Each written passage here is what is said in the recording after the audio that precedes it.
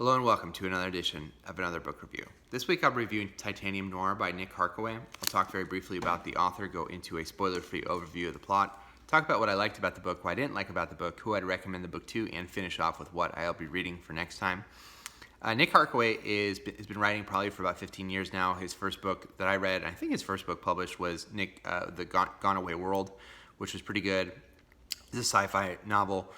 He wrote a book called Tiger Man a few years ago that I didn't get a chance to pick up, but I heard was pretty well reviewed. He gets a lot of coverage with his books. I think that there's a feeling that he's able to twist and push things in interesting ways. He is also John le Carre's son, which was interesting. The gentleman who wrote Tinker Tailor Soldier Spy, which is not something I knew about, but there is that connection to the publishing world at large.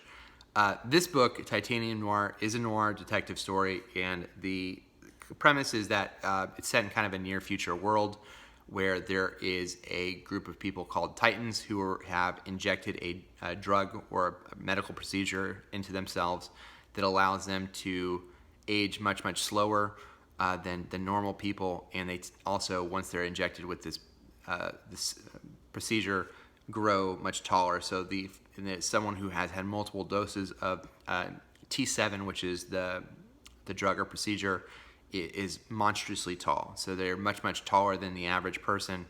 A gentleman who, for instance, had one dose of T7 is I think over 7 feet tall. And in this world, that's a very, very expensive procedure, and there's almost like a cult around these people, and a lot of people want to become Titans. And the process is kind of controlled by one company. And the main character in this, a character named Cal, is a detective who deals exclusively with Titan-related crimes. And he gets called in to investigate what is either a murder or a suicide by a Titan. And that's kind of how the book opens.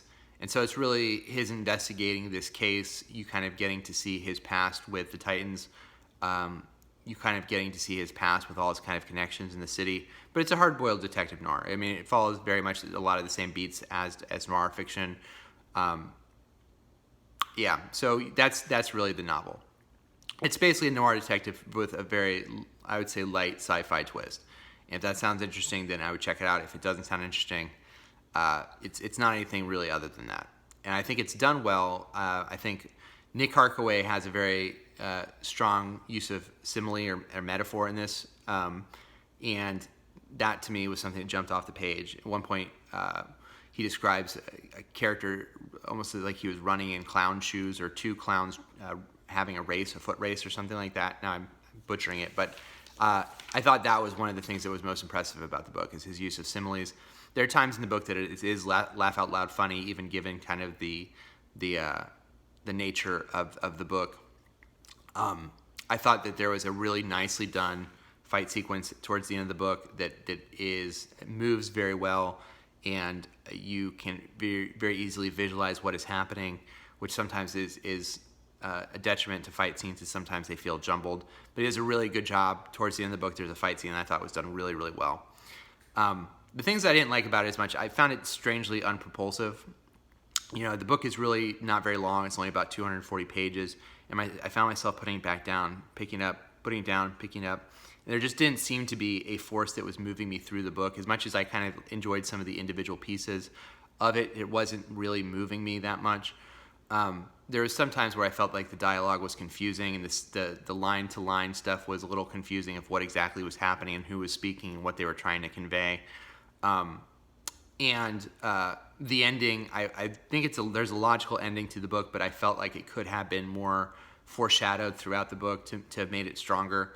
Overall, it reminded me of A Gun with Occasional Music, in that book by Jonathan Lethem that I read over 20 years ago now, and I still think about from time to time just because how dark and brutal that book is.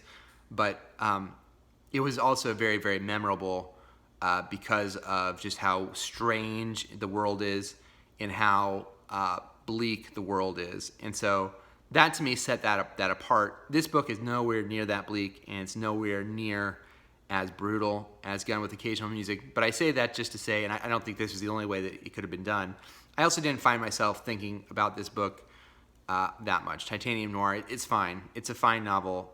If you like detective fiction and you kind of want your detective fiction with a twist, or if you're looking to write a detective novel, I think there's a lot here to take away from in terms of how things are done, in terms of really the use of language in order to convey a mood.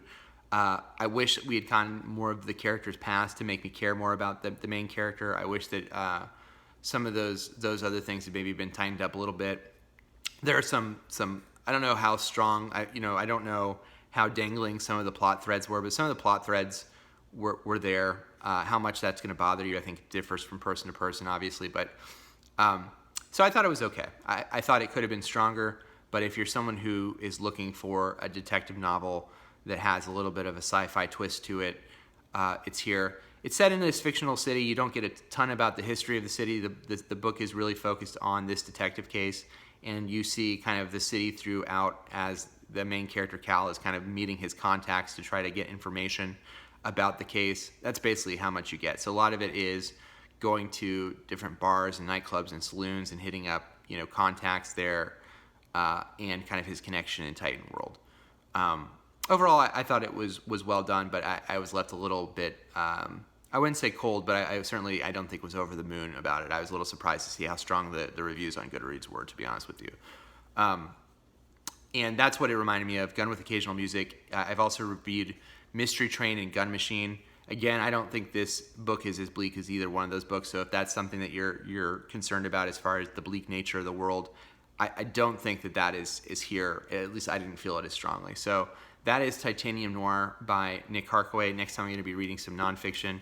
The Private is political. It's a book about social media, which looks interesting. Until next time, please subscribe to the channel if you haven't already.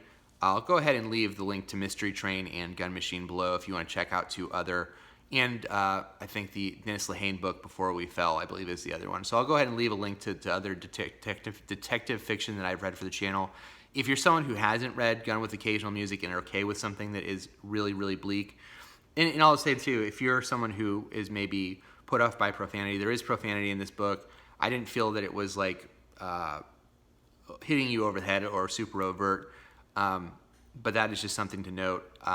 There is kind of implied domestic abuse. There's violence throughout the book. So if those things are all things that make it difficult for you to read, again, it kind of centers around a murder-suicide, so that's just kind of the book that you're getting. If you're someone who is okay with reading what I consider to be super bleak detective fiction, I think a better version of this book, I shouldn't say that, a different version of this book that I thought was stronger was Jonathan Letham's Gun with Occasional Music, which is still the best thing I've read from Jonathan Lethem. So those would be my recommendations. Until next time, bye.